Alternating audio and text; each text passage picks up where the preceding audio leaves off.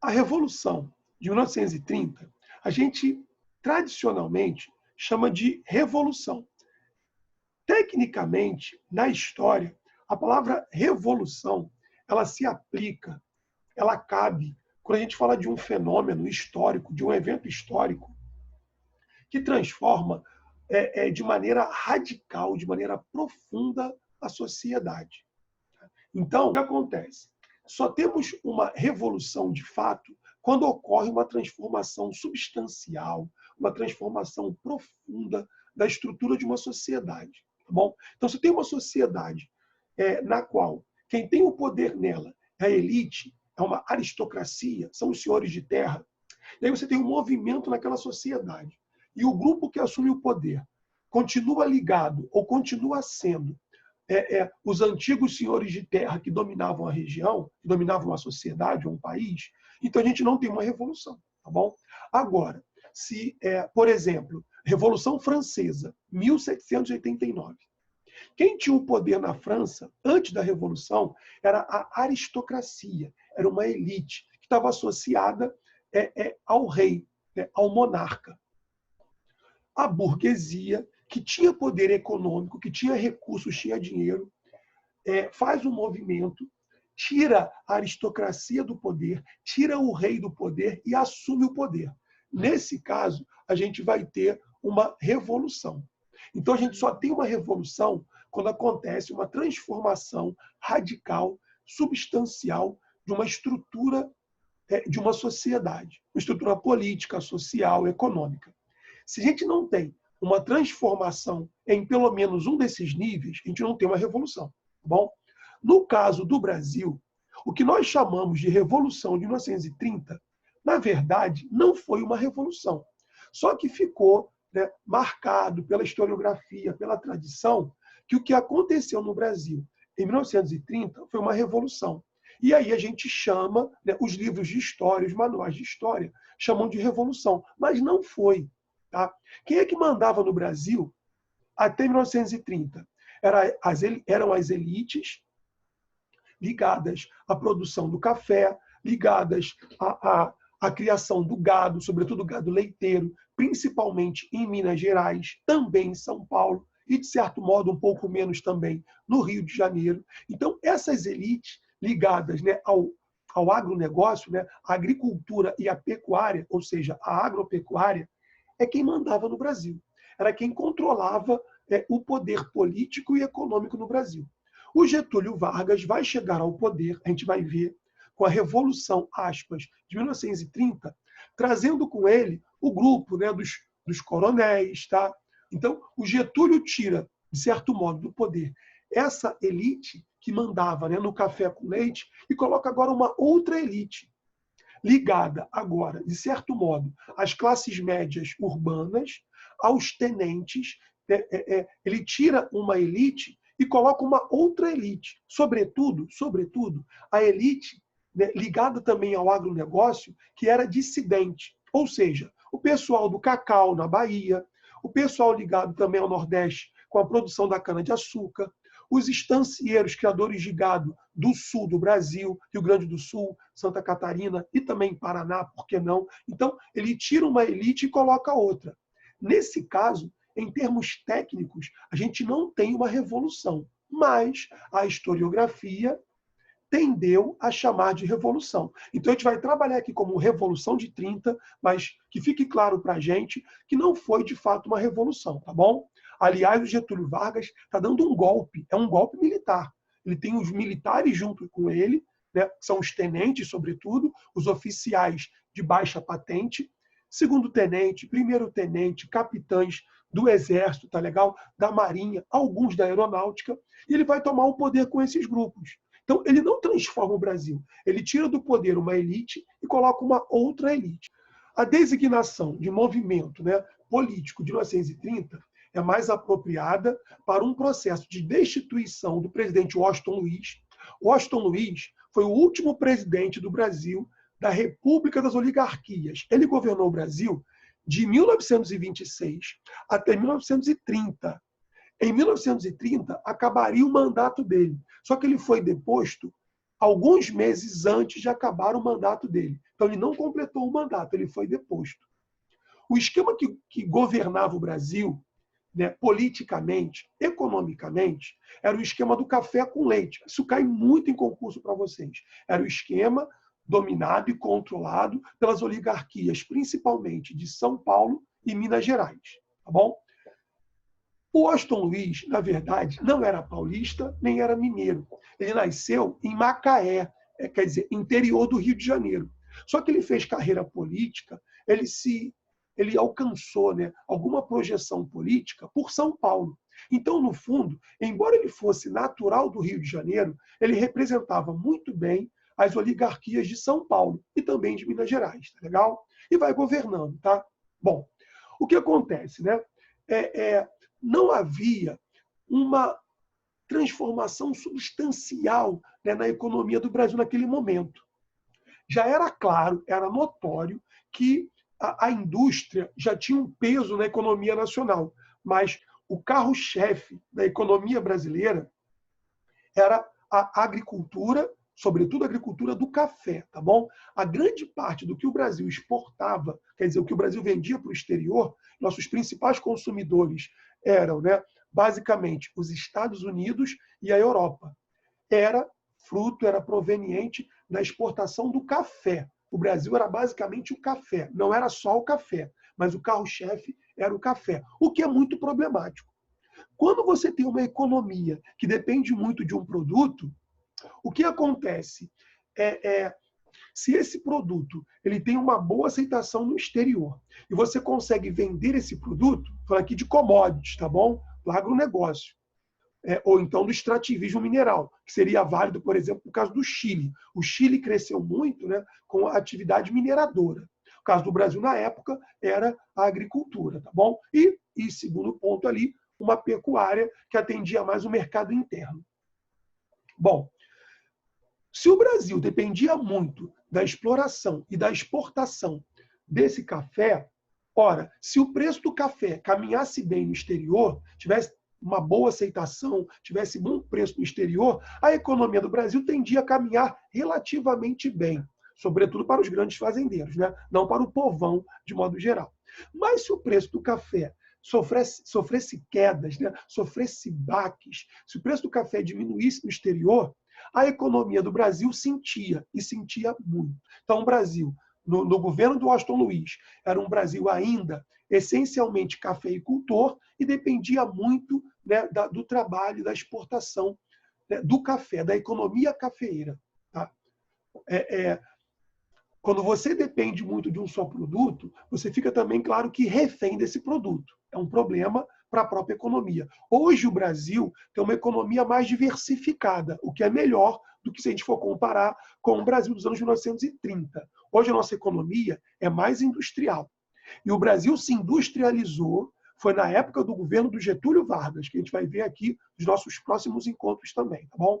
Bem, quem mandava no Brasil, então, de fato, eram as oligarquias, tá bom? A palavra oligarquia, ela é de origem grega. Arquia, né? Arqué, quer dizer princípio, quer dizer governo. E oligo, poucos. Então, quem mandava no Brasil das oligarquias eram grupos pequenos, eram poucos fazendeiros, poucos numericamente, mas politicamente muito fortes. Tudo bem, né? Até aqui. Bem, o Washington Luiz, no governo dele, ele pegava parte dos recursos, né, e abria estradas no Brasil. Esse era o slogan político do Washington Luiz. Ele dizia assim, ó, governar é abrir estradas. De vez em quando, isso cai em concurso do Enem, tá bom? Ele focava a sua política no café, mas ele tinha uma política, tá bom, de produção, construção de rodovias. Inclusive, ele vai construir uma rodovia ligando o Rio de Janeiro a São Paulo também. É a antiga rodovia Rio-São Paulo, tá bom? Depois a gente vai ter a rodovia Presidente Dutra, que liga o Rio de Janeiro a São Paulo. Isso às vezes cai em concurso vestibular como conteúdo, inclusive de geografia, tá bom? Mas vai ser um novo momento, um outro momento posterior. Mas o próprio Washington Luiz já tinha uma preocupação de ligar São Paulo ao Rio de Janeiro, tá bom? Duas grandíssimas capitais, né? As duas maiores capitais do Brasil hoje, né? Bem, então, usar o termo Revolução de 30 é um termo equivocado. tecnicamente é um erro, mas a tradição passou a usar assim. E vocês podem usar assim sem problema, tá? Vamos seguir aqui. Bom, o Washington Luiz ele vai ter um problema sério no governo dele.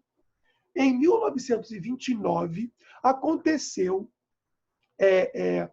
a famosa crise de 1929. Essa crise ela explode nos Estados Unidos, mas ela tem uma relação muito forte com outros fenômenos que aconteciam no mundo. Vocês sabem, devem saber, né, que entre 1914 e 1918 aconteceu a Primeira Guerra Mundial. A Primeira Guerra Mundial ela marcou o mundo. Nem todos os países do mundo se envolveram na guerra diretamente, mas todo mundo foi afetado. Por isso que a gente fala que é uma guerra mundial. Bom, a economia europeia foi muito, muito afetada pela guerra. E aí, né, claro que com todo o afeto, né, com todo o problema que a economia europeia teve, porque ela se envolveu numa economia de guerra. Não explodiu na Primeira Guerra Mundial, não na Segunda, mas na Primeira Guerra Mundial, não explodiu nenhuma bomba em território norte-americano, Estados Unidos da América do Norte. Não explodiu uma bomba lá. E no final da guerra, a economia europeia foi muito sofrida, foi muito massacrada. Enquanto nos Estados Unidos, a economia não sofreu tanto. Pelo contrário, os Estados Unidos, da América do Norte, ao longo da Primeira Guerra Mundial, foi quem mais emprestou dinheiro. Emprestou dinheiro para a França, emprestou dinheiro para a Rússia, de certo modo, menos, né, mas chegou a fazê-lo, para a Alemanha, emprestou muitos recursos para a Inglaterra, basicamente para os países da Tríplice Entente. Quando acabou a Primeira Guerra Mundial, os países europeus estavam endividados com os Estados Unidos. Muita gente, às vezes, acha que os Estados Unidos sempre foram a maior potência do mundo, o que não está certo. É um erro, tá? É um erro histórico. A história tem seu tempo, né? Tem sua cronologia. Os Estados Unidos se tornam a maior potência do mundo a partir e depois da Primeira Guerra Mundial. Por quê? Eles se tornaram os maiores credores dos outros países. O Brasil, até o fim da Primeira Guerra Mundial, ele tinha muita referência, muita relação econômica com a Inglaterra. Quando acaba a Primeira Guerra Mundial, o nosso maior credor, para quem o Brasil mais deve, passam a ser os Estados Unidos. Então, eles assumem essa condição, né, de grandes protagonistas da história mundial depois da Primeira Guerra Mundial, porque eles se tornam os maiores credores em relação aos outros países. O que acontece? Então, a economia norte-americana ela começa a fazer muita produção industrial, ela exporta muito e ela depende muito da exportação. Porém, dentro da economia dos Estados Unidos havia um problema muito sério. Não houve uma maior distribuição de riquezas. Então você vai ter um país rico, com uma elite muito rica e com uma camada popular, sobretudo os negros norte-americanos, que são uma minoria, que é uma minoria que luta pelo seu espaço e faz muito bem nos Estados Unidos, uma minoria muito pobre, uma minoria, de certo modo, muito massacrada. E essa minoria pobre não vai ter acesso a essas riquezas. É claro, obviamente, que existiam e que existem, mesmo nos Estados Unidos, brancos pobres. Tá? Mas a população negroide americana era a que mais sofria, né, com a desigualdade social dos Estados Unidos. Eu coloquei aqui para vocês uma representação, eu coloquei aqui a fonte, né, para vocês tudo direitinho, dos anos 1929. A partir dos anos 20, a guerra acaba em 1918, a economia europeia começa a se recuperar e eles param de comprar produtos dos Estados Unidos. Não é que param de fato, né? Mas diminuem a compra desses produtos, porque eles vão dar preferência ao desenvolvimento da própria indústria europeia. E a economia americana dependia muito, mas muito das exportações. Então vejamos aqui, havia um problema sério nos Estados Unidos, que era a grande desigualdade social entre os ricos e os pobres nos Estados Unidos. Isso até hoje perdura. Tá? É uma ilusão achar que não há pobre nos Estados Unidos. Há sim, tá bom? Há desigualdades sociais. O Brasil é um dos campeões do mundo de desigualdade social. Mas os Estados Unidos também tinham bem esses problemas.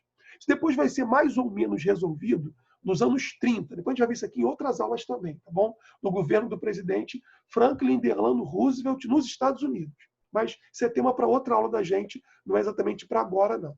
Bem, então a economia europeia começou a se recuperar e deixou de comprar, em parte, produtos norte-americanos.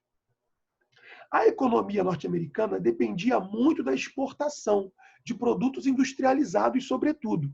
Só que não tendo como vender tantos produtos para a Europa, os Estados Unidos tinham uma solução, que seria o quê? A venda no mercado interno. Só que o mercado interno, né, a nossa conversa aqui agora é economia, tá? Economia é uma palavra grega, quer dizer como a gente organiza a casa, né?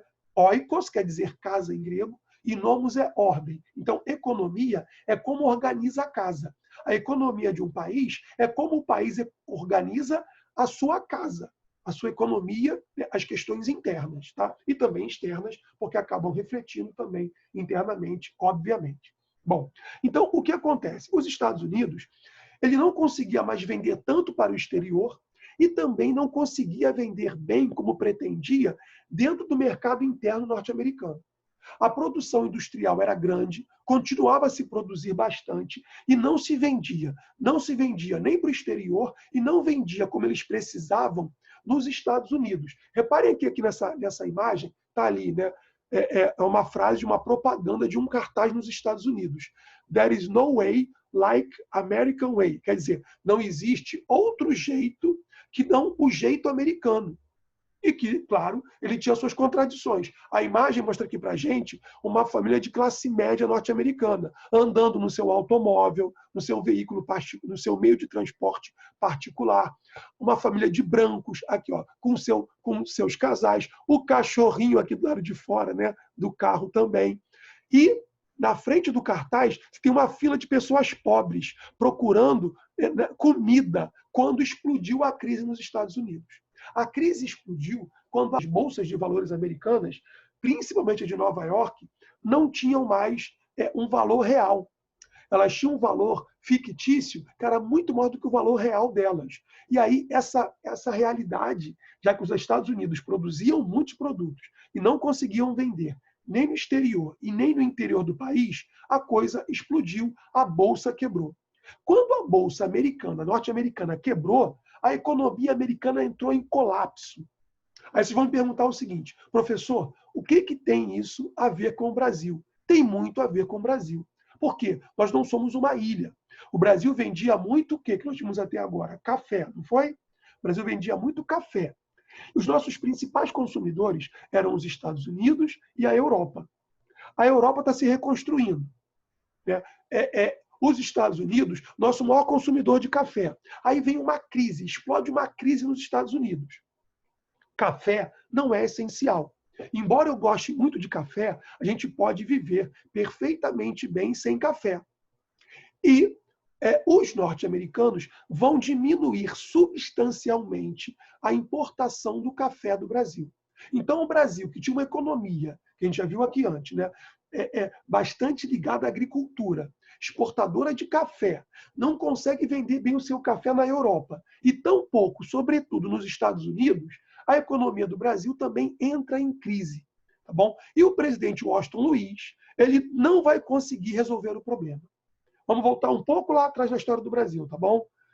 Em 1906, um outro presidente da República do Brasil, Rodrigues Alves, não precisa decorar isso não, Rodrigues Alves, em 1906, ele fez um acordo com os cafeicultores do Brasil. O governo brasileiro se comprometia a comprar a produção de café que fosse excedente. Ou seja, se o Brasil produzisse, se nossos fazendeiros produzissem mais café do que o Brasil conseguia exportar, o governo federal, a presidência da República, né, o governo executivo federal, se comprometia a comprar esse café. Estocava o café e esperava uma hora boa para vender o café. Ora, essa hora podia não chegar. E aí jogava-se fora, perdia-se o café. Mas o governo havia comprado o café. Ou seja, trocando em miúdos, tá? O que o Rodrigues Alves fez lá em 1906 foi garantir aos cafeicultores que o café deles, que a produção de café deles não seria perdida para eles. O Brasil podia até não vender o café, mas o cafeicultor não perderia. Aí vem a crise de 29. Tá? O presidente Washington Luiz, ele continuava querendo comprar o café, mas não tem mais dinheiro, porque a crise explodiu no mundo inteiro. Hoje a gente está vivendo uma crise associada ao coronavírus. A gente está vendo que alguns países estão trabalhando melhor a crise. Outros estão piores da crise.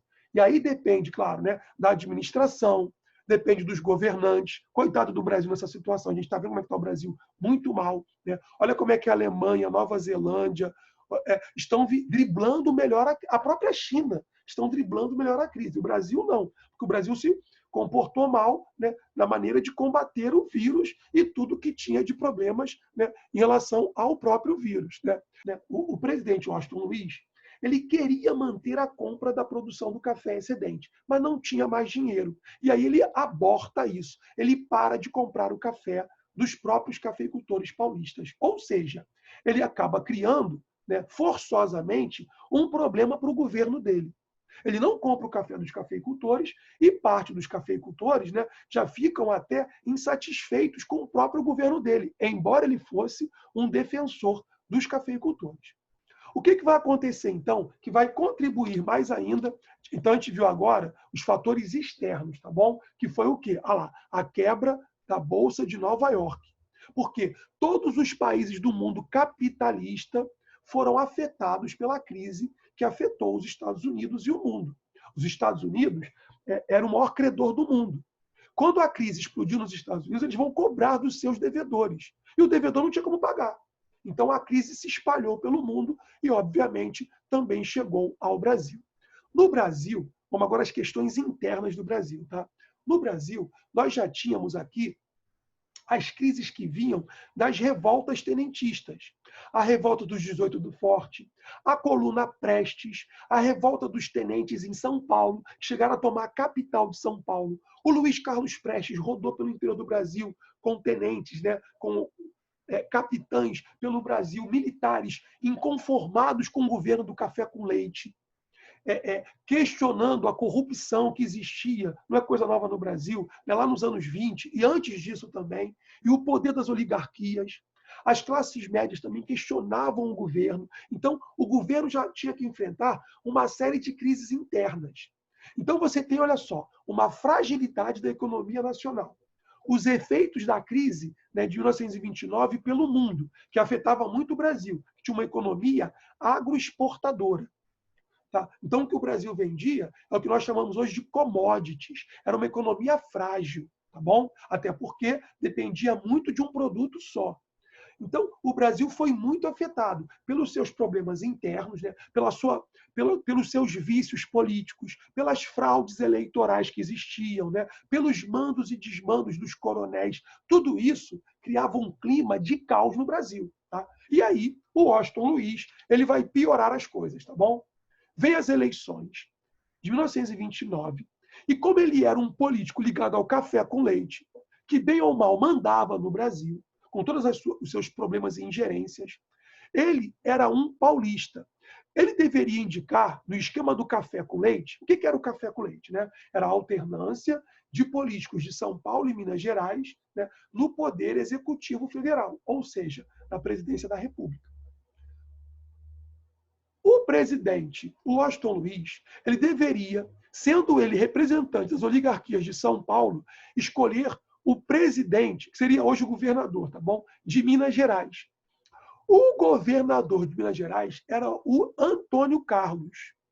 Só que o próprio Washington Luiz não escolheu, uma questão de problema de política interna do Brasil, tá? Ele não escolheu o governante de Minas Gerais. São Paulo e Minas deveriam se alternar no café com leite. Ele, sendo paulista, ia indicar o mineiro. Só que ele não indicou. Ele indicou um outro paulista, que se chamava Júlio Prestes, que era o governador na época, né, chamava-se presidente de São Paulo. Então ele rompeu o café com leite. O presidente, o governador, né, que seria o termo que a gente usaria hoje, de Minas Gerais, o Antônio Carlos ficou indignado e falou o seguinte: eu não vou ser presidente?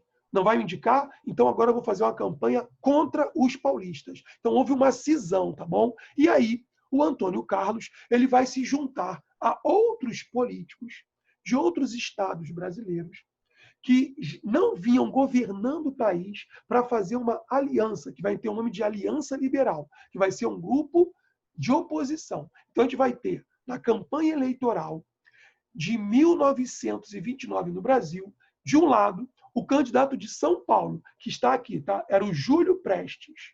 O Júlio Prestes seria o candidato à presidência e, na sua chapa, o vice seria o Vital Soares. Ele representaria as elites de São Paulo.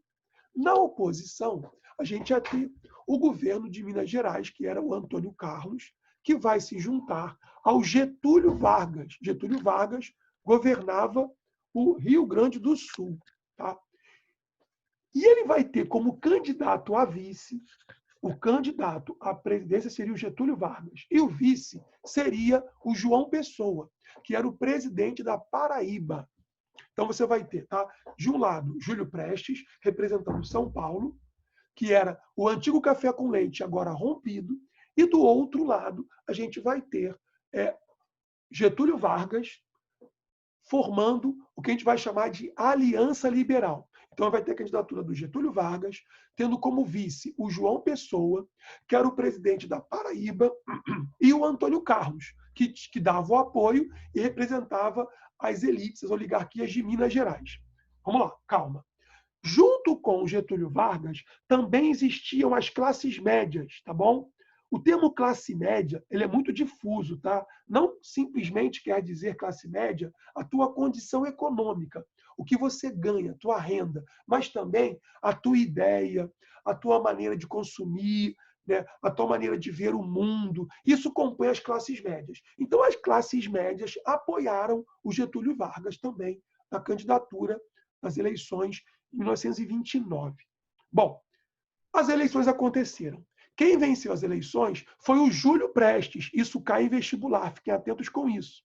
O Getúlio Vargas era o candidato que acabou assumindo o governo, mas ele não ganhou as eleições. Pelo contrário, ele perdeu as eleições. Perdeu para o Júlio Prestes. As eleições eram fraudadas. Quem estava no governo tinha mais condições de fraudar mais. Era um voto de cabresto, que existia no Brasil era muito forte. E aí, o Júlio Prestes, com o apoio do Washington Luiz, ganhou as eleições de 1929. O Getúlio perdeu. Parecia que o Júlio Prestes ia assumir. Mas aí, pelas questões de desavença política, né, locais do Nordeste, o João Pessoa, que se envolveu num escândalo, tá? Que ele começou a difamar um outro político também nordestino, ele acabou sendo assassinado a mando desse outro coronel lá da Paraíba. Quando João Pessoa foi assassinado, começou-se a dizer que quem tinha assassinado o João Pessoa, vocês sabem muito bem que a capital da Paraíba é João Pessoa, em homenagem ao João Pessoa, tá bom? A bandeira da Paraíba é vermelha e preta, e tem uma palavra em branco bem grande, escrita assim, ó, nego, porque eles negavam o quê? Negavam as eleições de 1929. Olha como é que a bandeira, a gente pode estudar a história pela bandeira de um estado, da Paraíba, por exemplo. Eles negavam o resultado, né, o pleito das eleições de 1929. E aí acontece que se começou a dizer que quem matou o João Pessoa foi o pessoal da chapa do Washington Luiz, que apoiou e garantiu a vitória do Júlio Prestes. Não teria sido isso, não foi isso. Mas aí a coisa, já existia fake news, tá bom? A coisa pegou, ganhou força, ganhou monta, e o Getúlio Vargas ele vai se sentir com força e prestigiado para fazer uma revolução. Que a gente já viu que não é uma revolução, porque não há uma mudança substancial da sociedade.